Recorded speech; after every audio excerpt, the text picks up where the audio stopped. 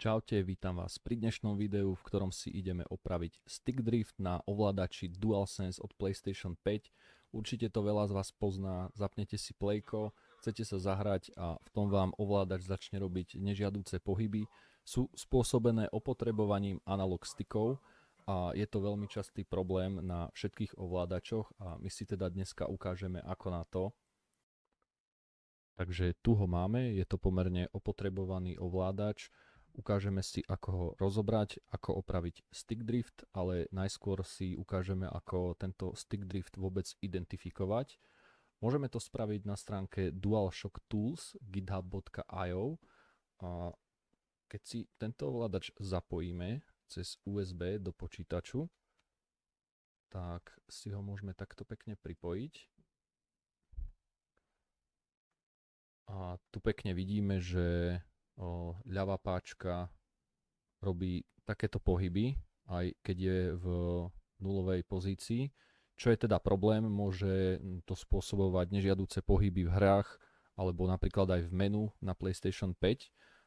Tu si to môžeme aj priblížiť a vidíme, že OK, že aj druhá páčka nie je úplne v poriadku, áno, nie je úplne v nulovej hodnote, keď je rovno.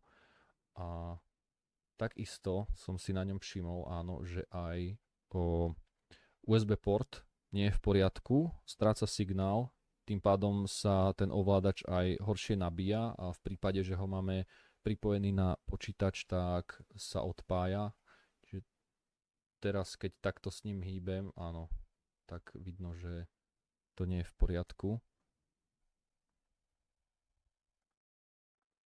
Dobre, čiže môžeme vyskúšať aj ostatné tlačítka. Takto. Čiže toto by malo byť v pohode. Áno, zase sa odpojil. Dobre, nebudeme to zdržovať. Ideme si ho rovno rozobrať.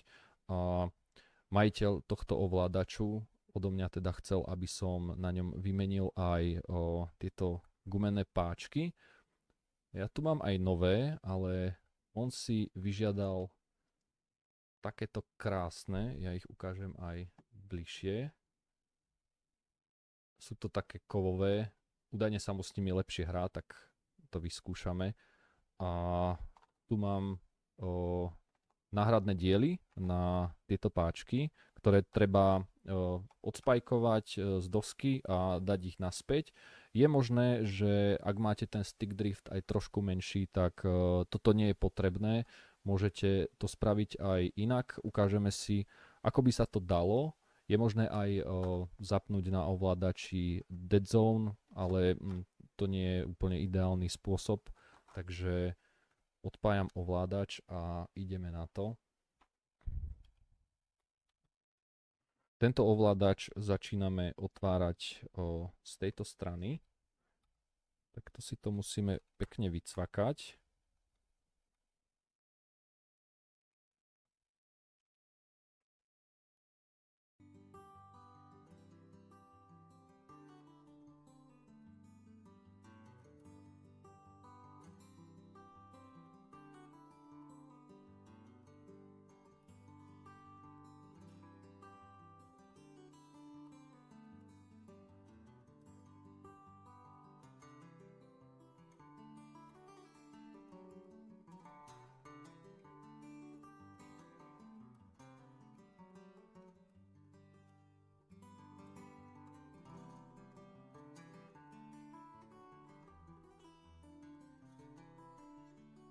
Dobre, takže teraz nám to takto pekne zišlo dolu a následne budeme musieť odskrutkovať tieto šrouby.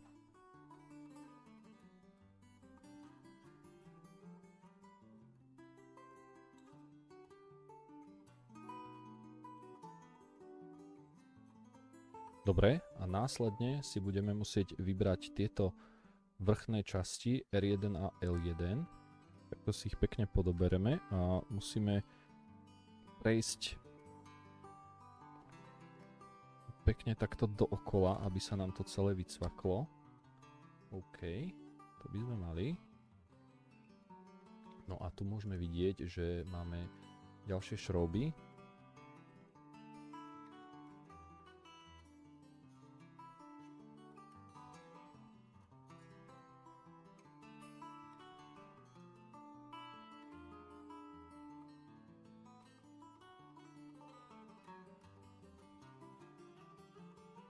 Takto vyzerá ovládač bez toho čierneho krytu a následne si musíme vycvaknúť aj tú bielu časť. Čiže takto vyzerá ten ovládač bez toho predného krytu a ďalej si budeme musieť vycvaknúť aj túto bielu časť.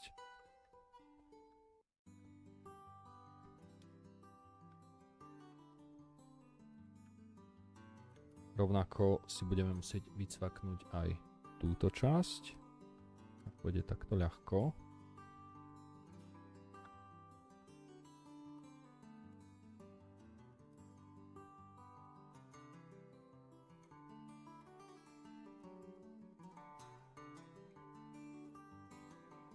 Tak. A po odsvaknutí týchto dvoch cuplíkov to vieme pekne vybrať. Toto si dáme bokom. No a tu môžeme vidieť už ten ovládač zvnútra. Tu vidíme batériu, tu si môžeme rovno vybrať.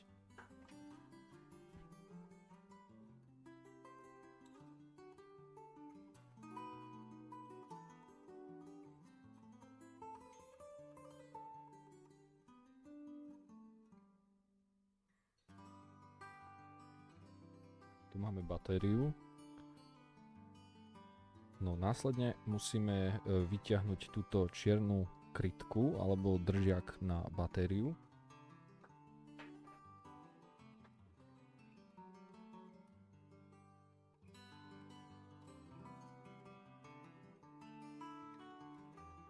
Tak, a tu už vidíte jeho matičnú dosku.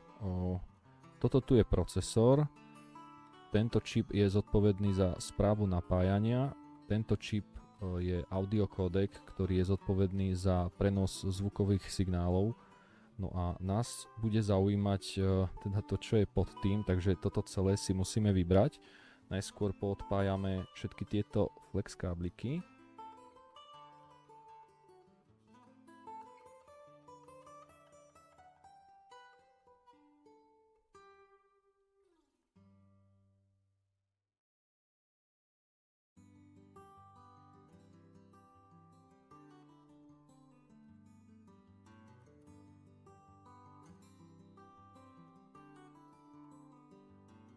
Tak, a teraz by nás už nemalo nič držať. No, tak drží ešte tento flex.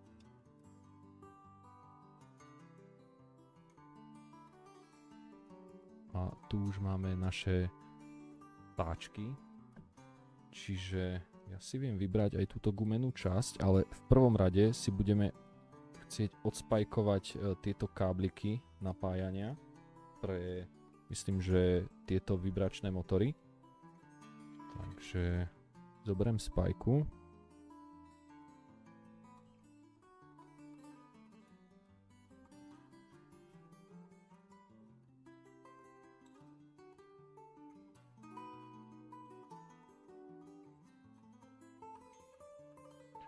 Tu už vidíme matičnú dosku úplne vybratú.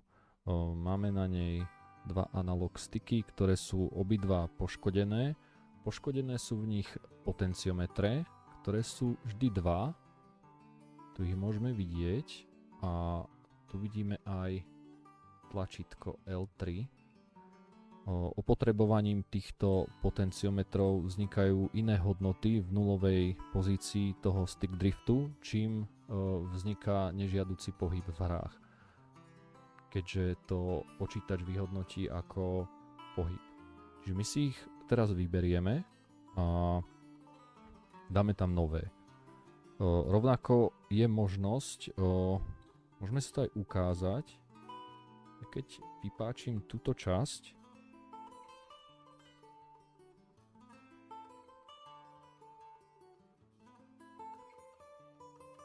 tak keby sme vymenili tieto krúžky, tak by to mohlo rovnako opraviť náš problém, ale my si vymeníme celý ten stick drift, teda analog stick. Keďže mám nové, tak ho vymeníme za nové, pôjde ten ovládač ako nový a rovnako sa pozrieme aj na USB port, ktorý je tiež na tom horšie a môžeme sa na neho pozrieť aj cez mikroskop. Takže idem na to, že môže byť, že tieto kontakty sú už zlé.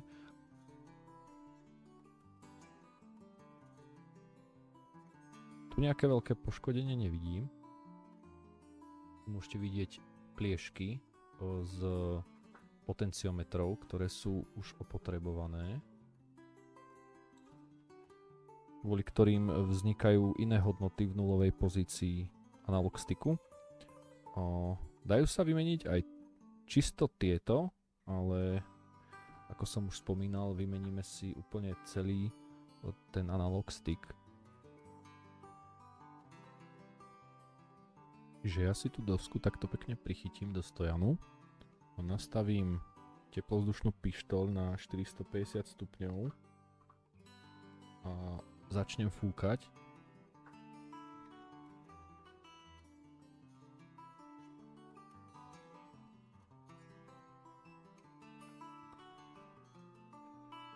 Čo je dôležité, je to, že musím prehriať celú dosku a celkom sa aj bojím o okolité plasty, takže dúfam, že ich nepoškodím.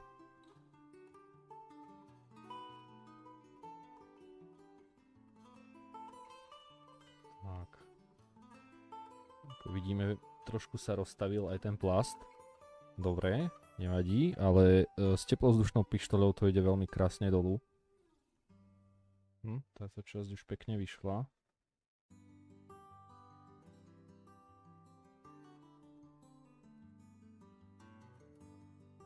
Tak, čo je veľmi dôležité, nemôže to ísť ťažko, pretože potom by ste mohli poškodiť matičnú dosku.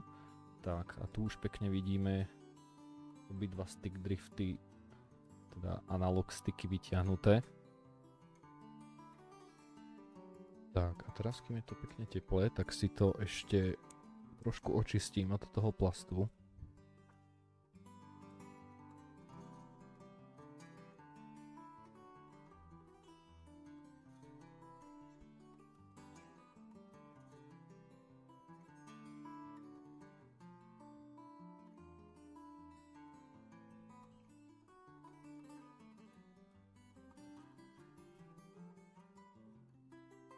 Tak, a teraz si ešte z dosky vyťahneme aj USB port, ktorý je taktiež poškodený. Pozriem, či mám náhradný, ak áno, tak ho vymením, ak nie, tak ho iba prespajkujem a uvidíme. Môže to nás spraviť náš problém, pretože mohli tam vzniknúť aj napríklad studené spoje, alebo nejak sa prerušil ten kontakt a to prespajkovanie taktiež môže pomôcť, takže pekne nahrajem tú dosku.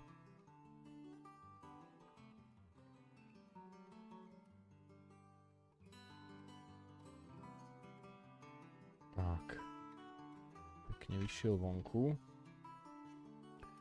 Takže tu už máme dosku bez analog stickov a rovnako aj bez USB portu.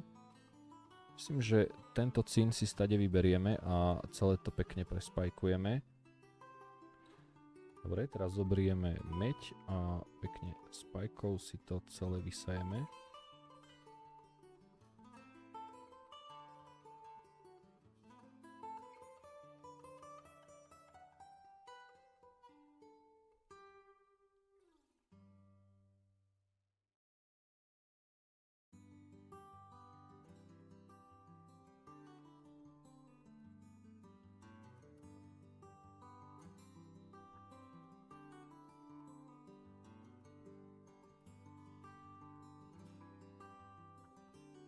Následne, kým je to ešte teplé, tak vyťahneme všetok prebytočný flux. Tak, tu keď sa pozrieme, našiel som nejaký USB-C port. Tak, mal by to byť taký istý, takže dáme si tam tento nový a uvidíme, či bude fungovať. Takže poďme na to. Dobre, pridáme si trošku cínovej pasty. Môžem dať aj sem. Asi aj veľa. Takže teplovzdušná pištoľ 350 stupňov a trošku si znížim ten ťah a môžeme ísť na to.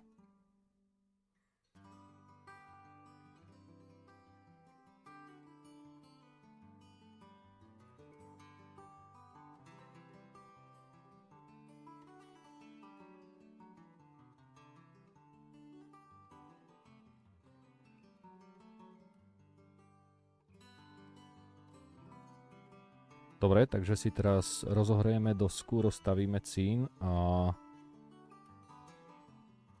ešte tam máme nejaký prebytočný flux, takže nech sa to pekne celé rozstaví. Tak, to vyzerá dobré. No a teraz ho tam musím opatrne vložiť.